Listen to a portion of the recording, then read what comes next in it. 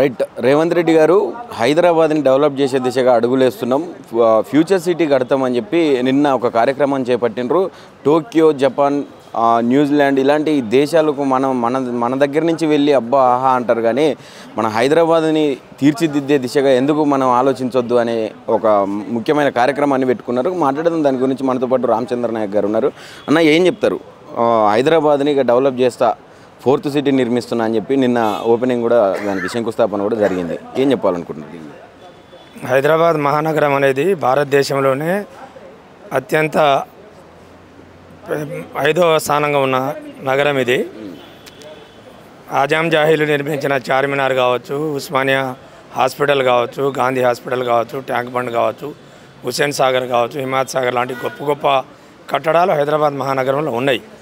దాని తర్వాత కేసీఆర్ గారి నాయకత్వంలో 14 నుంచి 23 వరకు గౌరవ ఐటీ మంత్రిగా ఉన్న కేటీఆర్ గారు ప్రపంచ దేశాల్లో ఉండే అనేక దిగ్గజ సంస్థల్ని హైదరాబాద్ తీసుకొచ్చి ఇవాళ హైదరాబాద్ మహానగరాన్ని తీర్చిదిద్ది అనేక ఐటీ కంపెనీలు తీసుకొచ్చి ఇవాళ గుర్తుపట్టనంత స్థితిలో ఇవాళ ప్రపంచ దేశంలో ఎట్టుందో అంతకంటే అద్భుతంగా తీర్చిదిద్దిన సందర్భం సాక్షాత్తు సూపర్ స్టార్ రజనీకాంత్ గారే చెప్పారు, నేను హైదరాబాద్ చూస్తున్నానా లేకపోతే ప్రపంచంలో లండనో లేకపోతే సింగపూర్లో చూస్తున్నాను అనే పరిస్థితి ఉన్నది. కానీ వాస్తవంగా జరుగుతుంది ఏమిటంటే ఇవాళ ఫ్యూచర్ సిటీ పేరుతో కావచ్చు, RRR పేరుతో కావచ్చు, ఇవాళ ఉన్నత వర్గాలు రేవంత్ రెడ్డి యొక్క బంధువర్గాలు కావచ్చు, బాగా డబ్బున్న సామాజిక వర్గాలు ఆ ప్రాంతంలో పేదల రైతుల భూములన్నీ కొల్లగొట్టి మొత్తం 1000 ఎకరాలు ఇవాళ కొనుగోలు చేసిన తర్వాత వాళ్ళ యొక్క డెవలప్మెంట్ కోసం చేసే ప్రయత్నం తప్ప హైదరాబాద్ ఇమేజ్ చేసే పని కాదు. ఒకవైపున హైదరాబాద్లో హైడ్రా పేరుతోని పేదల బతుకుల్ని ఇవాళ ధ్వంసం చేసి ముసిని మన దారుణంగా 15 గేట్లు ఒకేసారి ఎత్తి ఆ నిద్రపోతున్న జనాల్ని కూడా భయభ్రాంతుల్ని చేసి ఎప్పుడు మునగని ఎన్టీ రామారావు గారు మహానుభావుడు స్థాపించిన ఎంజీ బస్ స్టాండ్ కూడా మొన్న వరదకు ముంచినటువంటి పరిస్థితి రేవంత్ రెడ్డి గారు చేస్తున్నారు. ఈ నాటకాలన్నీ హైదరాబాద్ ప్రజలకు తెలుసు. ఏదో వాళ్ళ ప్రయోజనాల కోసం చేసే ఒక నాటకంలో ఇది ఒక భాగం. అంటే ఫ్యూచర్ సిటీ ఇప్పుడు ఆయన చెప్తున్నట్టుగా ఏం లేదా, జస్ట్ ఇన్కమ్ల కోసం, దానికోసం, దీనికోసం అనుకోవచ్చు. వాళ్ళ భూములకు విపరీతమైన లాభాలు రావటం కోసం, కొన్ని కంపెనీలు అక్కడ ఆహ్వానించడం కోసం, వాళ్ళ ప్రయోజనాల కోసం తప్ప ఇది ప్రజల కోసం చేసే ఫ్యూచర్ సిటీ కాదు. వాళ్ళ ఉన్నత వర్గాల ఫ్యూచర్ కోసం ఆలోచించి వాళ్ళ భూముల్ని అమ్ముకొని బయటపడే మార్గం తప్ప ఇది వేరేది కాదనేది చాలా స్పష్టంగా తెలుసు. ఆయన ఉండేదే ఇంకా కష్టంగా 3 ఏళ్ళు ఉంటాడో ఉండడో. తర్వాత ప్రజలు ఇప్పటికే విపరీతమైన వ్యతిరేకత వచ్చి ఉన్నది. ఈ పరిస్థితులు ఇవాళ స్థానిక సంస్థల ఎన్నికలు పెట్టడానికే ధైర్యం చాలని రేవంత్ రెడ్డి గారు ఈ యొక్క నిర్మించి ఈ రాష్ట్ర ప్రజలకు ఒక ఫ్యూచర్ సిటీ అనేది అదొక కళ మాత్రమే. అంటే అసలు ఇంతకుముందు హైదరాబాద్ అనేది ఎక్కడ ప్రపంచ పటంలో కనిపించకపోయిందా? ఇప్పుడు ఫ్యూచర్ సిటీని నిర్మించాల్సిన అవసరం ఎందుకు వస్తుంది? దీని ద్వారానే దేశాలన్నీ మనకై చూస్తాయి, మనం కూడా ఎదుగుతాం, అభివృద్ధి జరుగుతుంది అని చెప్పి మాట్లాడుతూ ఉన్నారు ప్రధానంగా. అంటే హైదరాబాద్ ఇంతకుముందు అభివృద్ధిలో లేదనుకోవచ్చా? ఎట్లా చూడొచ్చు అసలు ఈ వ్యాఖ్యలు? ఇప్పుడు తెలంగాణ భారతదేశానికి స్వతంత్రం రాకముందే హైదరాబాద్ ఒక గొప్ప నగరం, అంతా భూమి కలిగిన ఇవాళ ఇక్కడ భూమధ్య రేఖ, ఇక్కడ సమశీతోష్ణ మండలం, లివింగ్ కాస్ట్ తక్కువ. బెంగళూరు కంటే ఇతర రాష్ట్రాల రాజధానిని పోలిస్తే హైదరాబాద్ అంటే మంచి సిటీ ఇక్కడ లేదని ప్రపంచ దేశాల నుంచి, ఇతర రాష్ట్రాల నుంచి వచ్చి కూడా ఇక్కడ నివాసం ఉంటున్నారు. అట్లాగే కాకుండా హైదరాబాద్ నగరాన్ని ఇప్పటికే సరే ఏ మాటకి ఆ మాట చెప్పాలి.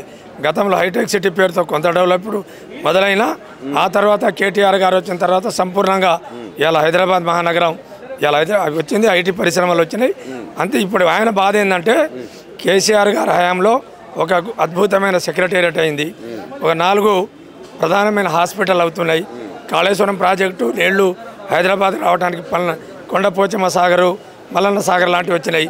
నేనంటూ ఏం చేసిరని రేపు ప్రజలు చెప్పుకోవడానికి రేవంత్ రెడ్డి అనేవాడు ఫ్యూచర్ సిటీ ఒక శంకుస్థాపన చేసిరు, నాకంటూ ఒక బ్రాండ్ ఉండాలని చేసే తపన తప్ప అది ప్రజల కోసం చేసేది కాదు, వట్టి హంబక్కే అది. అంటే రేవంత్ రెడ్డి మార్కు కోసమే తప్ప ఫ్యూచర్ సిటీ వల్ల యూజ్ లేదంటారా మీరు? ఫ్యూచర్ సిటీ వల్ల ప్రజలకి, పేద ప్రజలకి ఎలాంటి యూజ్ లేదు. ఇప్పుడు ఉన్న సిటీని డెవలప్ చేసి RR లోపల చాలా చేసుకోవచ్చు. అంత విశాలమైన భూములు ఉన్నాయి, ఇన్ఫ్రాస్ట్రక్చర్స్ ఉంది, వాటిని డెవలప్ చేయాలి. పరిశ్రమలు వచ్చిన పరిశ్రమలే పోతున్నాయి.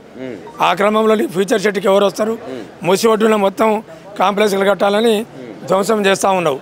కాబట్టి హైదరాబాద్ ఇమేజ్ ఇప్పటికే ప్రపంచ పటంలో ఉన్నది. నువ్వు కొత్తగా చేయాల్సిన అవసరం లేదు. హైదరాబాద్ ఇమేజ్ ఎప్పుడైనా బ్రాండ్ అంబాసిడర్ హైదరాబాదు. అంటే ఇప్పుడు ఆయన 6 గ్యారంటీలు అవి ఇవి అని చెప్పి మాట్లాడుతూ ఉన్నారు. ప్రధానంగా పేదల ఇండ్లు కూల్చుకుంటూ హైడ్రా ఒక రీతిలో పనిచేస్తూ ఉన్నది.